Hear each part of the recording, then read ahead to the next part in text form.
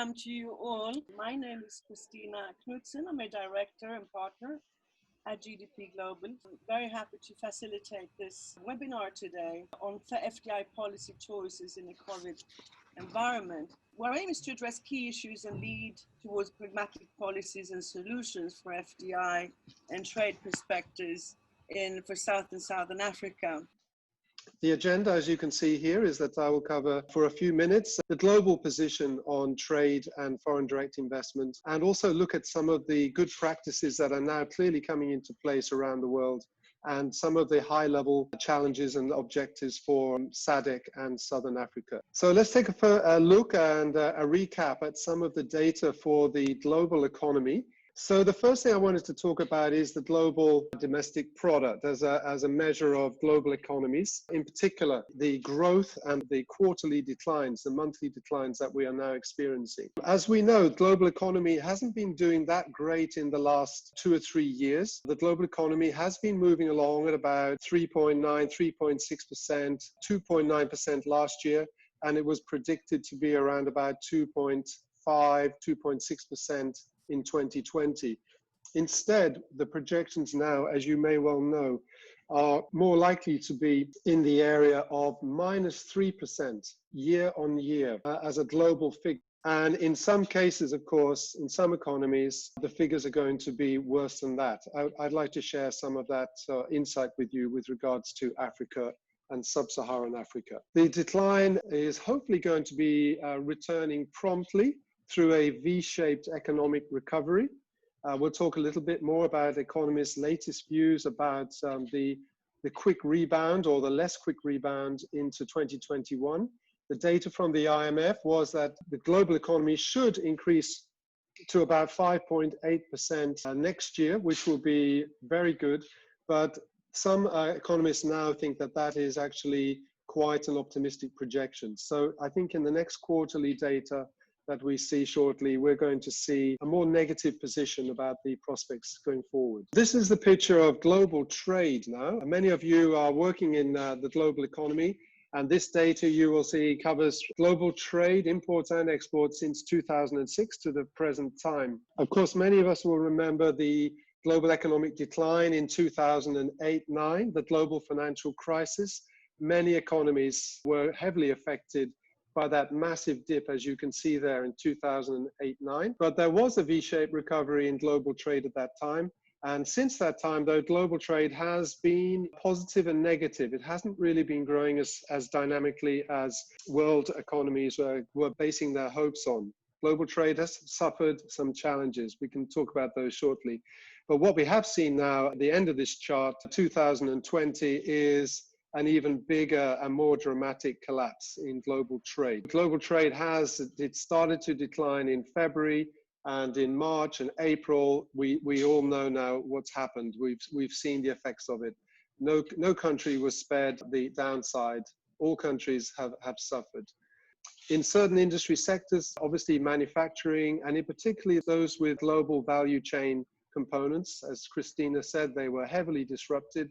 So the automotive sector, manufacturing, chemical sector, pharmaceuticals were heavily affected. The energy sector has also, it certainly had a major shock this year. We've also had, of course, the huge decline or almost complete wipeout of the services economy in many areas. The only kind of positives, which are really not things where we are pleased to see, is the trade in medicinal products, the personal protective equipment, ventilators, and things like that, which we'd rather not see, this more than doubling of global trade. Here you can see in more detail, I hope, on your screen, whatever you're using. You'll see there the state of the collapse in the first quarter, -8%, and then in April, -49% for the automotive sector worldwide. You'll see also the big decline there in April for chemicals, electrical machinery, nearly all these sectors with bars on the left-hand side. We take a regional look very quickly. I think, again, you will know very well in your part of Southern Africa what the issues are and the challenges have been for your own economy. But certainly Africa did not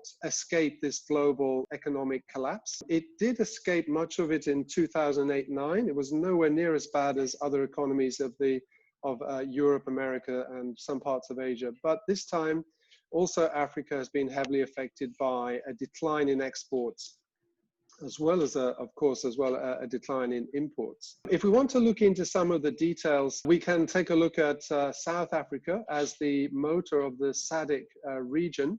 And in April, those of you actively promoting South Africa will know that these drastic credit ratings agencies caught up with South Africa and downrated the Southern Africa economy quite substantially. Has to be said, along with some other countries in the region and worldwide. Some of the challenges highlighted by the ratings agencies are well known to South Africans and promoters. A big challenge is the government debt in total as a percentage of GDP. So GDP is not really rising, and government debt is not always considered to be totally in control. And this is especially true of some of these state-owned enterprises that you're very familiar with, Eskom, Transnet, and Airports Company, are all highlighted internationally as being, shall we say, slightly problematic. Although in some cases improving, but still a challenge for the South African government to manage its overall monetary policy. So South Africa has a debt crisis right now, but in Southern Africa, Moody's and Fitch and other observers are indicating that there are some challenges. Agri-SA, many of you will know this organization promoting Southern Africa agricultural interests. They believe, and I would tend to agree with Mr. Muller, that the impact of the effect on Southern Africa is going to be it will be affected by what goes on in South Africa. The good news, though, perhaps is coming from Commerce Bank in just the last 2 or 3 days, that the Rand is holding up. Yeah, the Rand has had some challenges this year, as you will know, but right now there is some optimism that the Rand can maintain its position through to the end of the year. But the challenge, apart from the state-owned enterprises in Southern Africa, or South Africa in particular, the challenges highlighted by Commerce Bank is some of the infrastructure issues that are facing South Africa, that are in desperate need of further investment.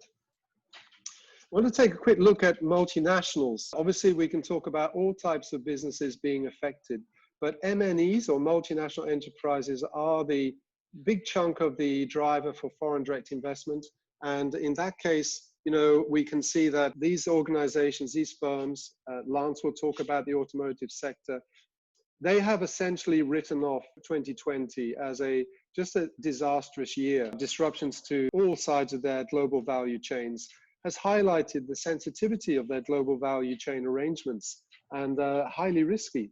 So you can see in these bubbles, these 6 bubbles, these are the kind of topics that all multinationals and also international firms are looking at in order to determine how they're going to reshape, restructure their way of doing business, at least on the supply side, in order to minimize the risk going forward in the coming years. So things like bringing their global points of production closer to the market. That could be a challenge for South Africa. Maybe Lance will give us a view on that. It could be an opportunity for South Africa and Southern Africa. Companies will be looking to re-engineer their whole logistics supply chain. They will have to hold, in many cases, increased levels of stock. They will be, in the short term at least, reducing their FDI commitments. And that's already been seen globally and also in Africa. I don't think there's going to be much escape there for Southern Africa, especially South Africa. A quick look at the GDP figures in Africa, just to say that on the left side of this chart, you'll see that the prospects for 2020 are heavily negative. Nearly all economies in Africa are going to face a negative position on the year. The only one that may escape this is Egypt, which has been doing particularly well after obviously some challenging years early in the last decade. Nigeria, which is going to struggle this year, and also South Africa. So these two of the 2 biggest economies on the continent are going to really be struggling this year. We're going to talk about this, what's the way forward, and what are the policy options? And I'm highlighting one there at the bottom.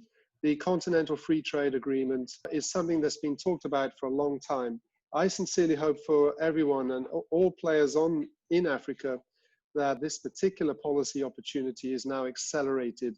And alongside that, the whole idea of customs modernization, those two hand in hand could really be the key to strengthening and rescuing the African and Southern African economy. There's a chart here which you'll see in the replay, colleagues, if you're interested. The position for per capita GDP of the two large economies, Nigeria in the bars and South Africa in the line chart, in the line drawing. You'll see by the scales that South Africa's per capita GDP is substantially larger than Nigeria's per capita GDP.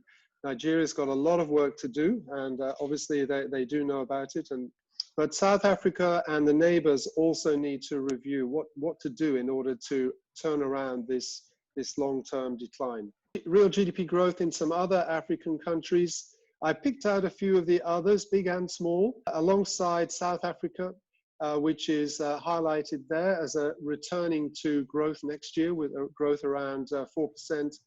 We can see Mauritius is likely to have a pretty unpleasant 2020. Botswana also not positive. 2021 though, for both Botswana, Mauritius and many countries in Southern Africa should be an awful lot better. And also the same goes for some of these other countries. We can see that Egypt has held on positive this year, and also Ethiopia is likely to remain positive for its GDP growth this year.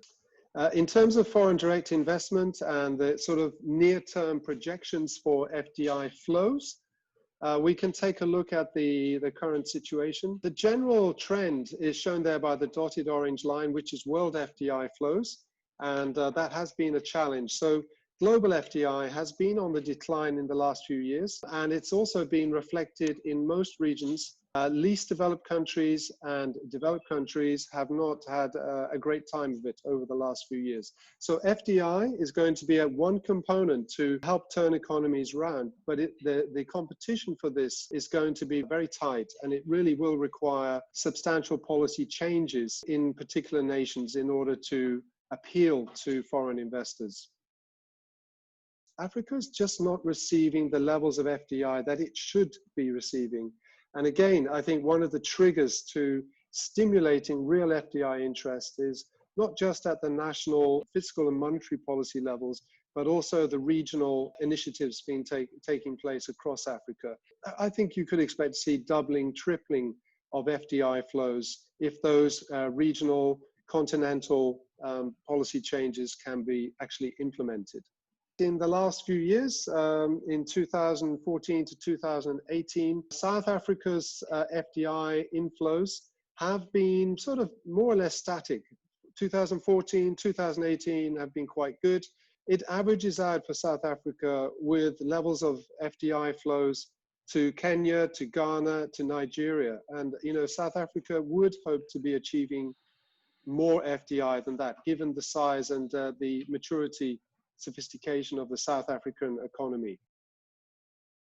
This is some of the issues that maybe we should think about in terms of policy adjustments that are going to be needed to be accelerated. First of all, investors, when they are considering their FDI choices, they do need to feel that they are close to markets, close to customers. If Africa can present itself as a much larger market to do business in, the interest is going to be very high from foreign investors, because that is one of the main determinants for FDI decisions. The same goes for domestic market growth. So again, I think all economies will try and do their best to stimulate their economies, and that is another trigger for FDI. The workforce availability, yes, I think Africa has an abundance of available labor. But what, again, foreign investors are looking for is the skills profile. Therefore, the education, the further and higher education, training and skills development is a priority for Southern Africa. And actually in all countries are now focused on that. Even businesses are focusing on reskilling their workforces. So moving on, the responses to the COVID challenge. So global economies are playing their role. They are gradually working better and more effectively to coordinate a global recovery. At the national level, policy choices do need to come into play, not just stimulus packages, but actually much more structural policy changes for the longer term. Another key step forward that most economists and many central banks are pointing to is to stimulate further investment in infrastructure. So not only does that improve the long-term capabilities of the economy, it does have medium-term benefits in terms of stimulating GDP and, of course, stimulating employment in an important sector of the economy. Global value chain issues and the multinational organizations. And on the right chart, it's an indicator of what is a global value chain. I think Africa, Southern Africa, benefits mainly from the lower part of this curve of the global value chain, the manufacturing, assembly, and some logistics. But I think a further study of this, colleagues, I would strongly recommend. But really, the goals now are for 2021 and onwards to try and build for the longer term and build for a speedy response. If one continues with, may I say, ideological approaches to the economy right now, I think certain economies will just not make sufficient speedy approaches. Yes, look for the opportunities. Item number 7, companies will be looking to move from certain points of production, maybe to have more so-called multi-shoring opportunities. So they're going to spread their risk out from maybe having everything in Asia to maybe having bases of production in Africa, more in Europe, and even in the Americas. Some may even think about reshoring completely, bringing those foreign investment decisions that they had before and bringing them back home. But clearly, investment's not going to leave big economies like China, Indonesia, India, because investors, for sure, they want to continue to serve those very large and growing markets. So the final kind of key slide is to take a look at some of these issues. Most investment promotion agencies are trying their best to look after existing foreign investors and, of course, existing domestic businesses. So there's been almost a down tools on investment promotion and a reassignment of staff and resources. They're calling around, conducting surveys with their foreign investors, trying their very best to help them wherever possible. Going forward, again, IPAs are looking at where to find new forms of investment for the future, new foreign direct investment. But item 4 is very important. I think there's now a renewed emphasis on sustainable development goals in Africa and sustainable FDI projects that can really build their roots long-term in a particular country.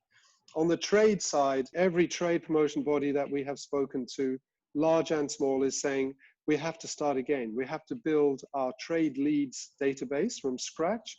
And we also have to find new ways to promote ourselves to investors. We can't go to trade shows. We can't do trade delegations. And also, I think a lot of agencies are spending time trying to identify their local companies to find out what kind of trade development support they're going to need in the coming 2 to 3 years. Thank you very much, Christina. Thank you very much, John. It's a very rich presentation. It could definitely be spent more time on it. I'd like to continue to introduce now my colleague, Joseph Neumeier. He is based in Joburg. For you who haven't met with Joseph, he has a rich background in economic promotion, trade promotion, investment promotion. He worked with the Eastern Cape Development Corporations for several years, whilst he was holding an assignment with the GIZ from Germany. And welcome on board. And over to you, Joseph. Thank you. Thank you so much for this introduction. Welcome to you all from Johannesburg. Just a quick outline what I'm going to cover, a recap on the Southern Africa lockdown, economic impact of the COVID-19 in Southern Africa, always a focus on South Africa. I mean, as John said, South Africa is, by GDP, by far the biggest economy. Also measures and responses, a very short slide on FDI flow in Southern Africa, and a couple of thoughts of what we could do to counter the slump of FDI, which John has already mentioned. Now, this slide is just to say who has been in total lockdown, basically sharing the same fate as many other countries across the world. The 15 SADC country states, they're actually 16, but the commodities are not depicted in this. Out of the 15 on this map, 9 have totally shut down for many weeks, mostly around April, May. And 6 countries have localized shutdowns with severe restrictions, which I think in many cases come as close to a total shutdown. And the restrictions had been basically essentially the same. Non-essential services were shut down, borders were closed, movement of people was restricted for many, many weeks. On the left, you see the industry, which recorded a contraction, and on the right, you see the household spending. Now, it is very obvious if you shut down a country that obviously construction, manufacturing, mining, transport, trade, everything will take a deep, deep knock. And in the second quarter, GDP went down by 51%, according to SADC. Now, the same applies to your slide to your graph on the right.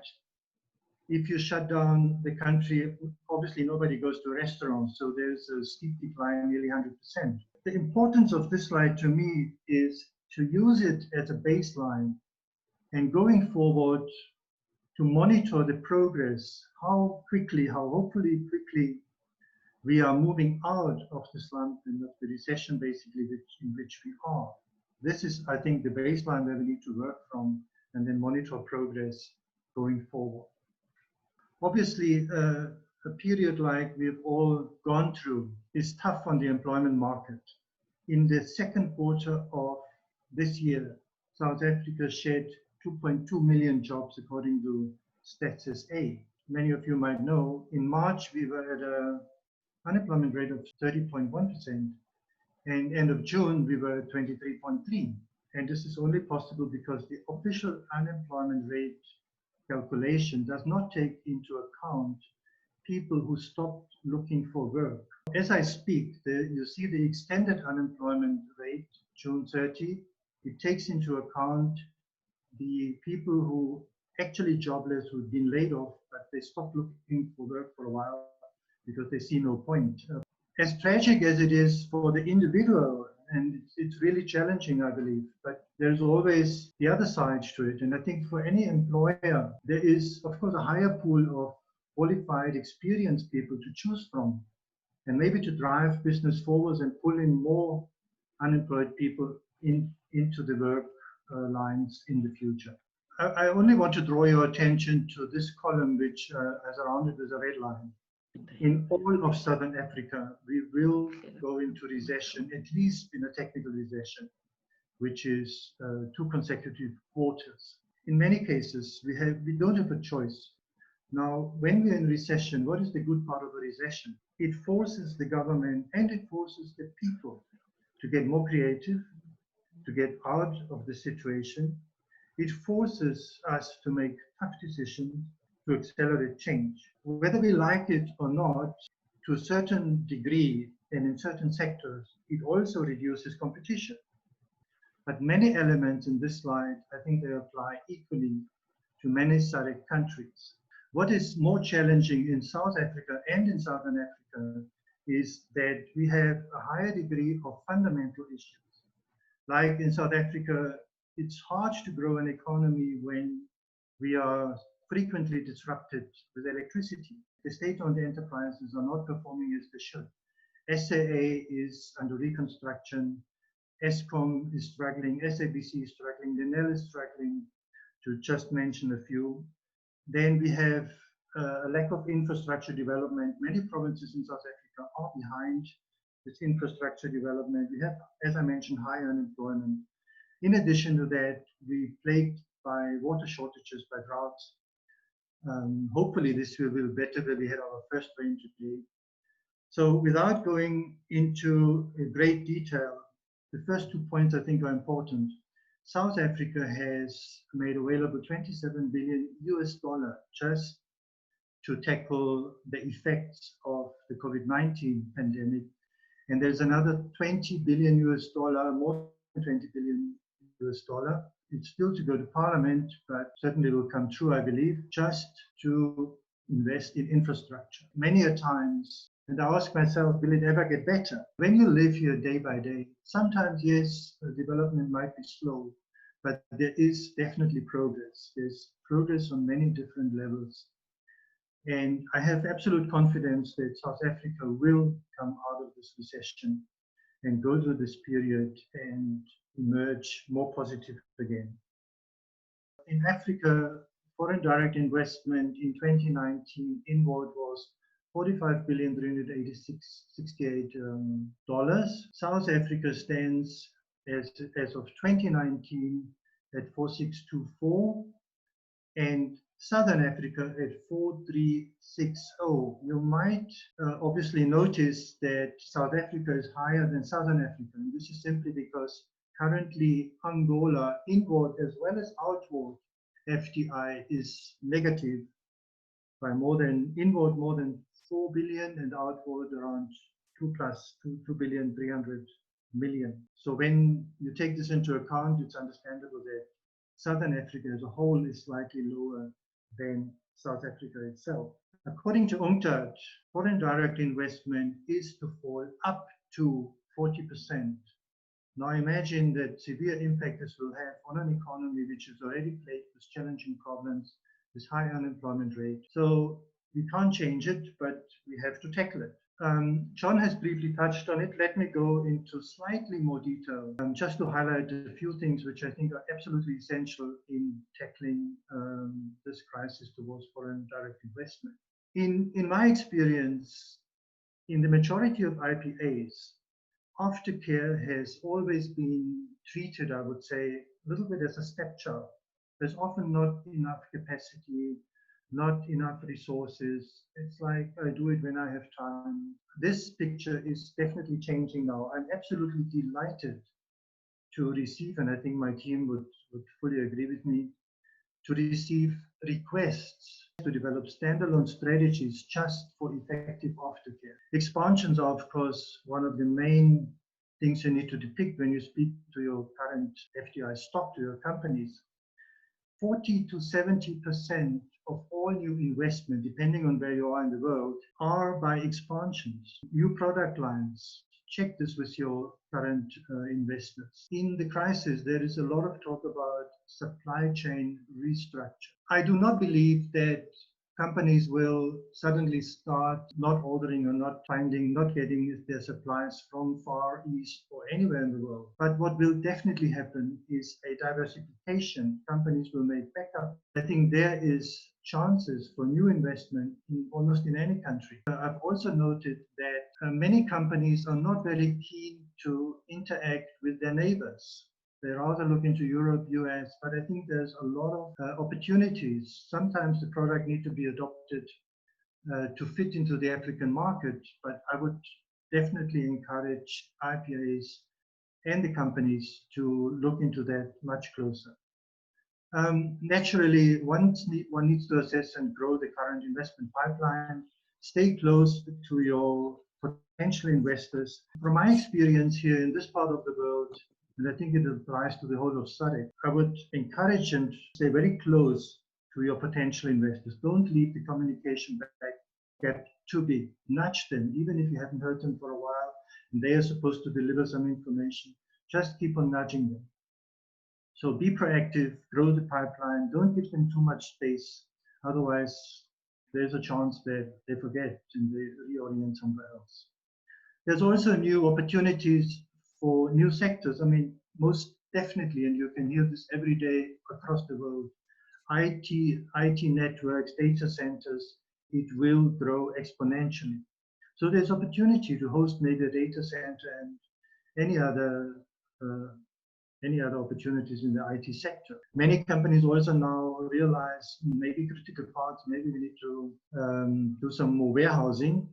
Healthcare and medicine is another sector which is definitely more and more localized. I'm myself involved in a SADC project by the EU, where the EU sponsors various companies here to speed up and to grow their production of ARVs, so that we're not dependent, at least in the region, from other countries so much. And then last but not least, almost all IPAs have wonderful strategies, but ask yourself, have you really rigorously implemented them and followed through? So this is a couple of thoughts, what we could do tackling the FDI slump, which we have to expect, but I think we can make the best out of it. Thank you to all, and back to you, Christina. Thank you very much, Joseph. Excellent. There's some very good points there, and although we've heard some of them before, we keep banging them in because they are extremely important. To reinforce that even further, and to take a look at what is going on now in the manufacturing sector, in particular the automotive sector, our great pleasure is to have Lance Schultz here from the Automotive Industry Development Center, where he's the CEO, where he has an amazing experience, also executive at Mercedes-Benz and the automotive supplier park previously, and many other positions that he has held over the years. So we're extremely happy to have you here. Welcome, Lance. Thank you very much for being with us here today. Thank you, Christina. Firstly, may I thank the host, GDP, for inviting me. It's my pleasure to be here. And I think what's very good is there's a very clear nexus between the data that has been presented by both John as well as Joseph. You'll find that it actually comes together with the presentation that I have prepared. So there is some statistical data that I have. I'm not going to dwell on that. It certainly is a very gloomy picture of what we have experienced, but I think what's important is how do we ensure that we come out of the post-COVID storm. So I'm not going to spend too much time on the left-hand side of some of this data has already been shared. I think what we all recognize is that not only South Africa, but all economies worldwide, I think what we have experienced has been devastating to economies worldwide. What's more importantly is how we as South Africa can ensure that there's a good and coordinated social compact between both the public as well as the private sector.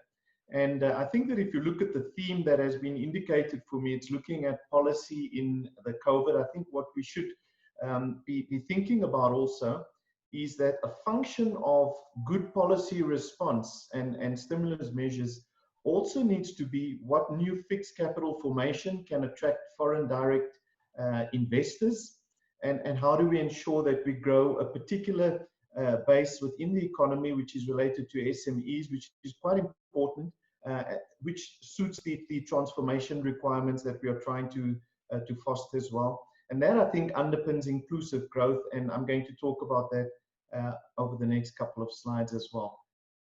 So fortunately, John, I think, had spent quite a bit of time on this very gloomy results, Q2 results, which have just been issued, a decline of 30.6% in manufacturing across all of the key trades, from agriculture all the way through to finance, including manufacturing as well. With that also is the sobering loss of employment of 2 million jobs. And Joseph was correct to point out that statistically we should be looking not only at the results that are given as a nominal value, but also those people that have actually given up looking for employment, which has made it a much more dire picture. If I can draw your attention to the graphic in the bottom right-hand corner, is the comparison there that if you look at the GDP year-on-year growth, in fact, what has happened over or at the current period is we've regressed to a growth of more than 5 years ago, which is not a good thing, which shows that the economy is benign, and that is going to require very new and innovative thinking about what we need to do. As leadership, we have to ensure that we've got creative ways to stimulate new growth and new opportunities. And I think the automotive sector provides a very good litmus indicator of what are some of the measures we can look at. And I'm going to share some of those within this presentation. So one of the things that has been spoken about, and John briefly mentioned it, I saw that it was very briefly referenced in Yusuf's presentation also, is the African Continental Free Trade Agreement. I think what's very significant about this is effectively what it allows us to do is to have a harmonization of an entire customs union, which effectively would be the largest customs union that we have in the world. John's presentation spoke about the tax and the customs harmonization. But I think what's also important is to have a look at how we could look at the disparities with regard to import duties within the various regions, and to try and draw on best practice within these specific areas. Within the automotive sector, we are already looking at various trade agreements. Either these are bilateral between South Africa on a country-to-country level, between the likes of Nigeria, Uganda, etc. But what are the opportunities that it presents for the entire Africa? If you look at the graphic on the left-hand side, you'll see what's being shown as halo effects. And in effect, what that is presenting is it's showing that not only should we utilize the corridors of trade that moves along those routes, but also how we can get economies of scale by those various regions interfacing in terms of intra-regional trade, and what type of benefits the SADC region can actually provide into those regions also, and how we can ensure that we can get the free trade agreement to actually focus on those type of programs, and where new corridors can also be developed in that regard. I'm very pleased that automotive itself has already announced significant amounts of investment, and I believe that we're going to see a quantum of growth of that over the next coming period. All right, so this slide tends to, seems to be quite busy, but I think what I want to do is to just focus on the center of constraints that we are aware of, and what are the issues that we are grappling with in order to ensure that we can change the state from where it is, and what type of economic growth is going to be required. There's three things that we know is important for us. The first is to ensure that we've got good policy certainty. And I think that we've seen very good work, and I'm very glad to see representatives from the Department of Trade and Industry in this setting as well, of how policy instruments can really draw to the benefit of a sector. The second aspect, which is quite important, is state capability and ensuring that we've got the right capacity to deliver. That's quite important. We have seen that there's been a massive amount of effort that has been put with the most recent or the current administration to ensure that capacity delivers on what is required. I'm going to come back to that point of state capability, because there is going to be a very clear distinction between the delivery of what we need to do and ensuring that we've got the right capacity. Transformation BBBE, and ensuring that the disparate levels of equality that we've had, that becomes core and central to what we are delivering. And the last is ensuring that we've got significant level of entrepreneurship, and that it becomes skills based in terms of what we are delivering. There's 6 fundamentals, and I'm not going to spend too much time. I believe that these slides are going to be made available. I just want to touch on 3, which I think is very important, particularly in what we are doing in the automotive space at this point in time. So one is to ensure that we unlock SMEs, and that is also to ensure that we've got a great indigenous and sustainable set of SMMEs that supports the local content program. And there's a lot of work that's been done in this regard, so that we actually grow our manufacturing output as well. The second, or rather the point number 3, is ensuring that we've got capital, and that's both local as well as foreign direct investment, to ensure that we also improve our competitiveness. And there's been already significant amounts of investment.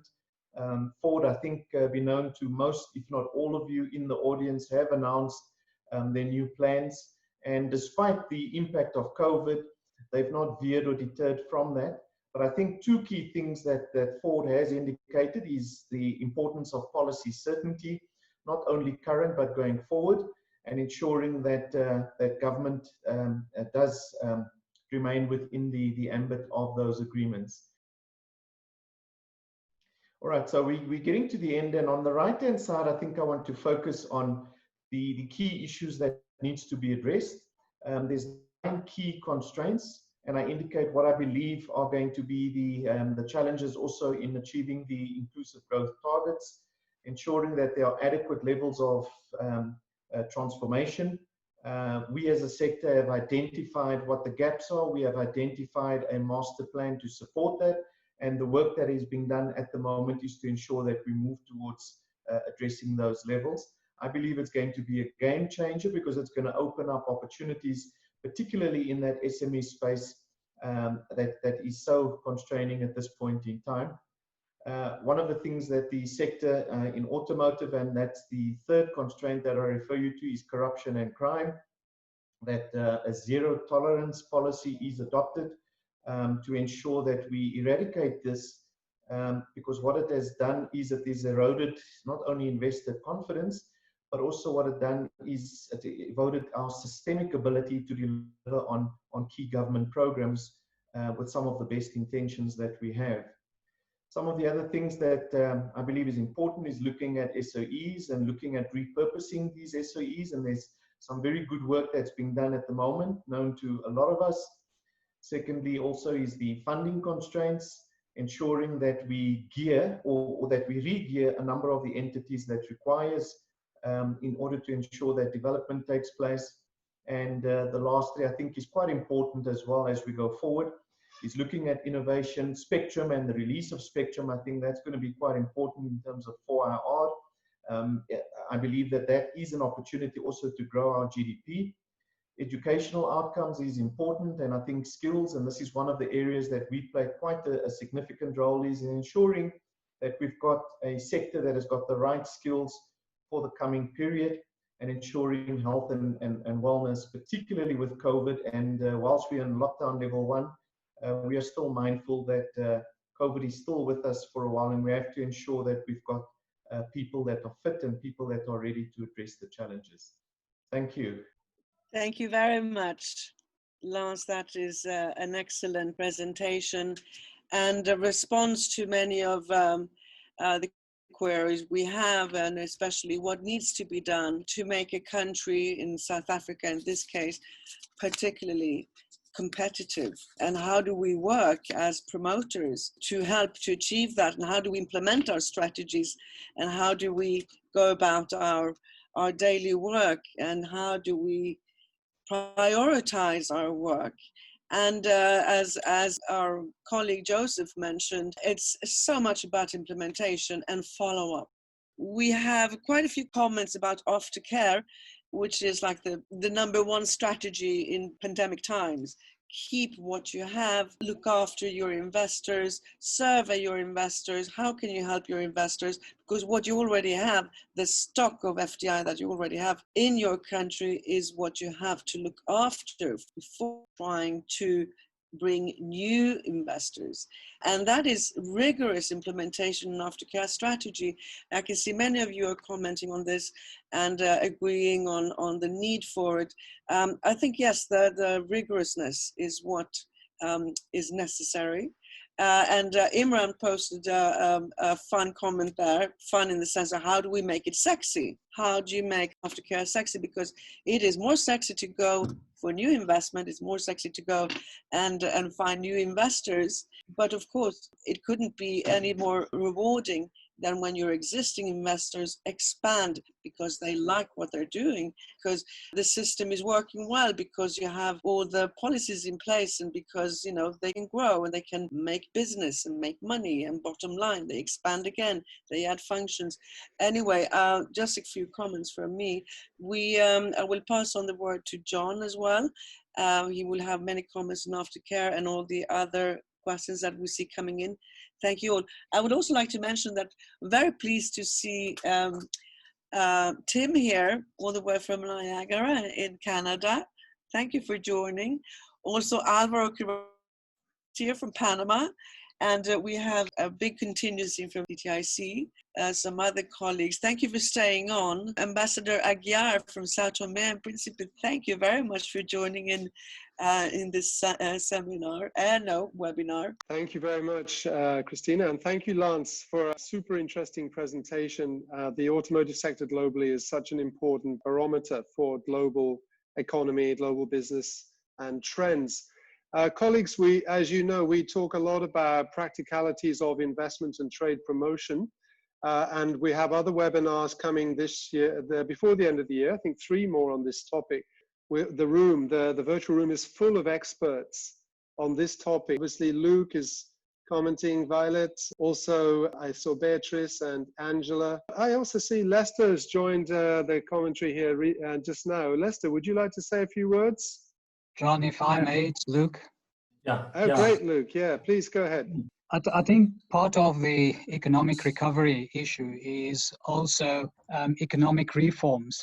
And one of the areas that I've been working on is to look at the institutional framework. I made a comment on that earlier on, so that, you know, we are poised to, in terms of rallying around a common export agenda, as well as an investment agenda as well. The intention is that to create a national responsive institutional framework, so cascading from national through to provincial, through to metro, and at a municipal level as well. And the only way to do that is to, I know that government is criticized for creating too many structures, but the only way to get organized and ensure that there's a coherent position around the export agenda is to get organized. We've looked at a number of best practices.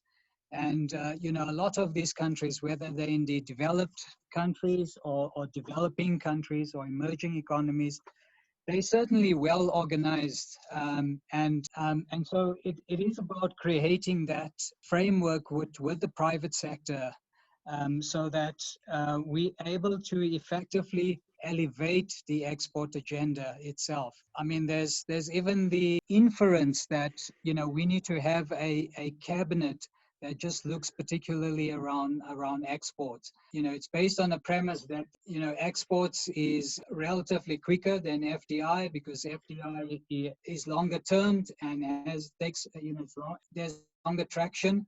Whereas exports, you know, it generates foreign revenue and it addresses the balance of payments. So exports should be, you know, receiving the political will and support. I know that investments certainly receive that, but, you know, it could be a parallel process where the Interministerial Council on Investments actually even looks at exports. But it's just some thoughts from my side. Thank you. Thank you very much, Luke. Very interesting observations on trade. And I think a lot of governments are looking at their broad industrial policy, not just for attracting foreign direct investment, but also for trying to create more competitive export opportunities. But I think there's a lot of opportunity to look at trade as a way to, you know, for the next 10 years to take the economies forward.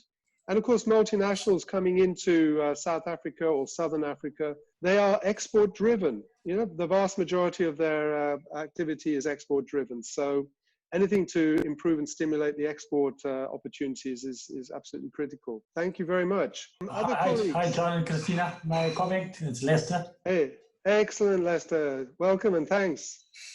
Yeah, great. Thanks. It was a good session. I just wanted to indicate that I think the guys, many people make good points, and Lucas made a good point of an institutional frameworks. The challenge we have in South Africa is that we have all these policies and frameworks, but nobody takes action and to come together and we all work together and try to implement these frameworks that we put together. So, and then everybody's waiting for somebody else to do something about it. You know, we need to start working together, and if a framework is put together, let us all then embrace this framework and work together and get all the like-minded institutions to then assist us in attracting these investments. At the moment, we're not trying to attract investments, we're trying to retain these investments. There should be a greater focus from IPAs to try and focus on retaining investors, local and foreign investors currently. It seems like, you know, we spend time worrying about these things. I mean, investments don't fall on your lap. You have to work. You guys know we've been working this thing for many years. You have to go out there and try and develop these opportunities when they come to you. You are not just going to pick it out from the sky and something's not going to come to you. So we need to, as IPAs, work hard. I mean, I'm no longer an IPA anymore. I work with the World Bank now, but we're still trying to support IPAs to do these things. But we have to work towards these things. They don't just fall from your lap. Work needs to be done. We need to utilize the institutions that are out there.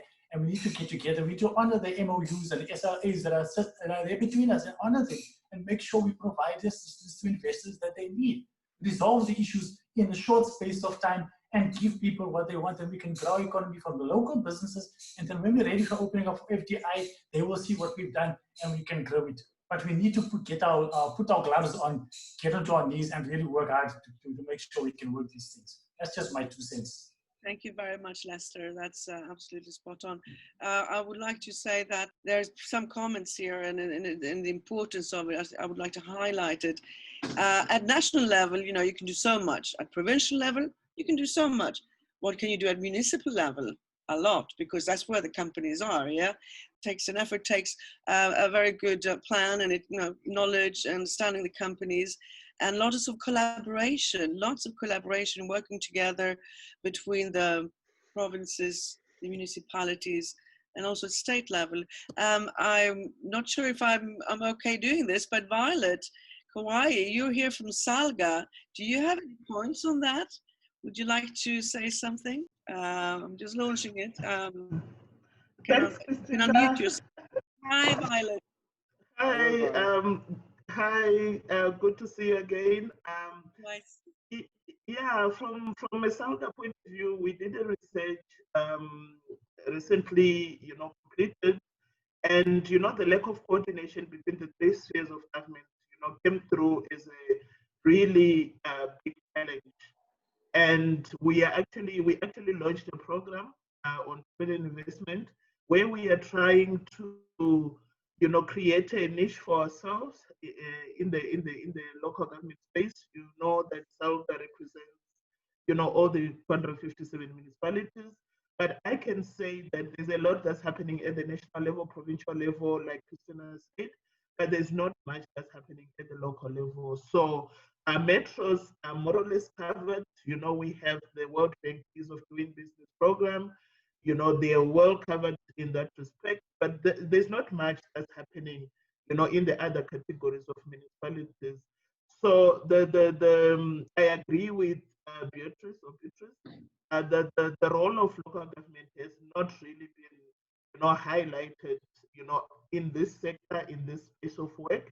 And we believe that there's a lot that municipalities can offer, service delivery issues, infrastructure issues, making sure that that conducive environment is the aftercare that you're talking about. There's no way that, businesses can thrive when municipalities don't offer the safety and security, don't offer, the back to basics, providing that environment for businesses to be able to access the land and, fast track the processes, administrative simplification, and red tape reduction at the municipal level. So we believe that as Salga, there's a role to play for us, and there's a lot that municipalities can contribute in this, national drive and objective to make sure that, we protect our businesses, we protect, that which is there, as well as attract new investors in the municipal space. Thank you, Christina. Thank you very much, Violet. Yes, of course. Yeah, well, growing your businesses, local businesses, becoming part of suppliers, supply chains, and working solidly. It takes years. Christina, if I can quickly jump in for a second with respect. Hi, Great, Beatrice. Hi. Hi.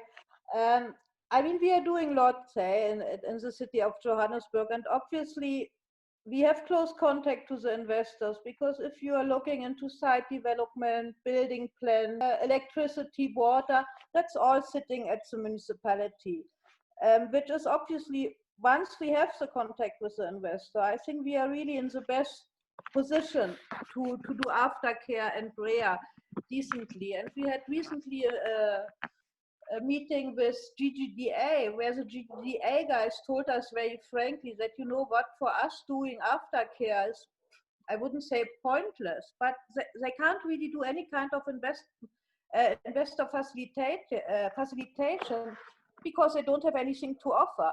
The items are not sitting in the province. They are mostly sitting with municipalities or with the DDI, if you are looking into incentives, if you are looking into home affairs stuff, things like that. The struggle which we have in Joburg is that we are still a very small team.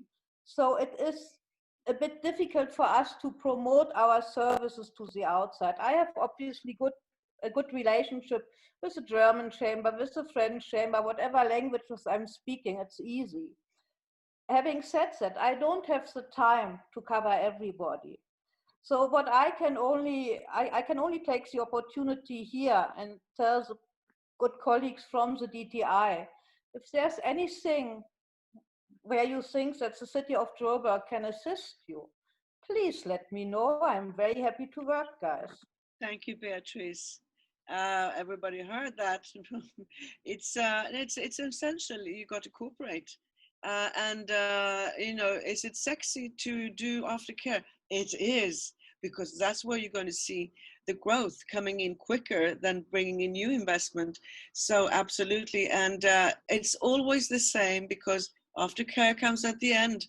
Business retention and expansion facilitated, you already had that. What happens? It gets forgotten, and there is maybe one or two people maybe dealing with, you know, existing investors who want to expand because that's what they want to do. The ratio of how many resources are applied is never enough.